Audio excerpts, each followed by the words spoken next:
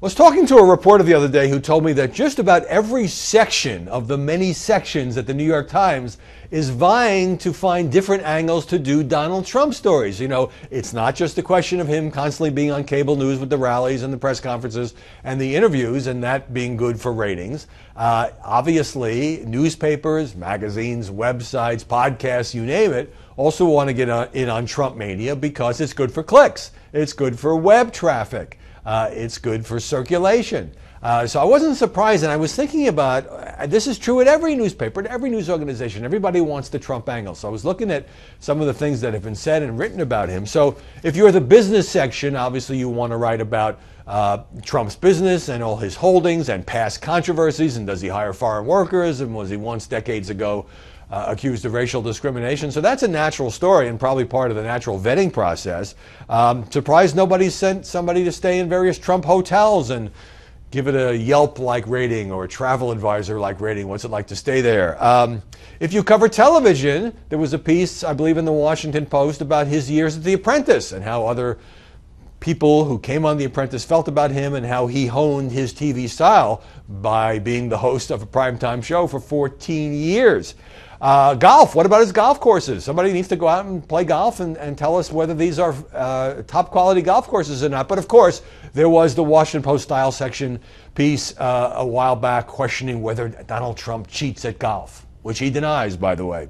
Okay, if you're a sports writer, I've seen at least one big piece about the days when he owned a team in the USFL and Trump's sort of brief time as a football mogul. There are other things that could be done.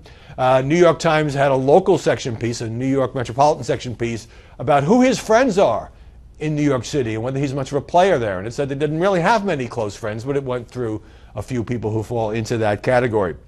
All right, how about this? Washington Post style section again has a piece on the music being played at Trump rallies. That's creative. And here's the headline: Authoritarian Hold Music, how Donald Trump's banal playlist cultivates danger at his rallies, because sometimes he plays the Beatles' Revolution. Wow. Okay, the food section, I mean, I'm really waiting to see what his favorite foods are. I mean, I don't understand how we can possibly vote for president without knowing that information. There was a columnist for New York Magazine who said this was causing problems in her marriage because her new husband likes Donald Trump. She can't stand Donald Trump, and it's making her doubt why she ever got married to this guy. Okay, first person stuff. Obviously, there have been profiles and pieces written about Melania and the potential first lady. And, you know, it isn't even journalists. Go on Facebook, go on Twitter. It's Trump, Trump, Trump, particularly on Facebook, which used to be sort of not such a political website. And I follow all kinds of people who are just friends who aren't really political junkies. And now they're often talking about Trump, sometimes talking about Hillary and Bernie. And you know, either they hate Trump or they like Trump or they're ticked off at the people who don't see Trump the way they do. So Trump is everywhere. It seems like he's infiltrated every aspect of our lives. But fascinating that if you're a journalist, and even if you're working in the sports section, the food section, the music section, the business section, you're trying to get a piece of the Trump story.